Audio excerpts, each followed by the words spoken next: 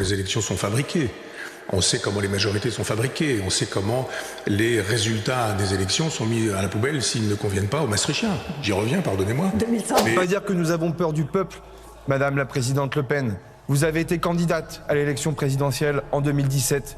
Vous avez été battue. Vous avez été candidate à l'élection présidentielle en 2022. Vous avez été battue. Michel Onfray, qu'est-ce que vous pensez de cette séquence sur les motions de censure ? Je pense qu'il ne manque pas de culot de Cornu quand il dit qu'il n'a pas peur du peuple et qu'il y a eu des élections. On sait comment les élections sont fabriquées. On sait comment les majorités sont fabriquées. On sait comment les résultats des élections sont mis à la poubelle s'ils ne conviennent pas aux Maastrichtiens. J'y reviens, pardonnez-moi. 2005. Mais Jean-Marie Le Pen parlait de l'UMPS.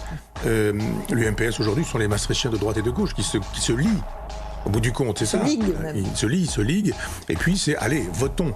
Votons tous ensemble, transpartisans. Je pense que M. Le Cornu a des occasions aussi d'obtenir des ralliements transpartisans dont on découvrira peut-être un jour qui ils sont. Je ne sais pas, je pose des questions, parce que c'est quand même très étonnant, c'est les ralliements d'une prétendue gauche à M. Le Cornu, à sa politique, c'est-à-dire à Macron. Alors moi, je ne suis pas étonné, je le dis depuis toujours, in fine, tout le monde finit toujours par voter par Macron, la France insoumise comprise.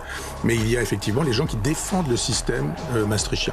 Et ceux qui se disent de droite, ceux qui se disent de gauche, mais qui finalement veulent absolument que le peuple n'y soit pas. Donc oui, bien sûr, il y a eu des élections, oui, bien sûr, il y a eu des dissolutions, oui, bien sûr, il y a eu des législatives, et si on n'avait pas peur du peuple, on dirait, les législatives ont mis en premier Marine Le Pen, donc effectivement, c'est Jordan Bardella qui est le Premier ministre.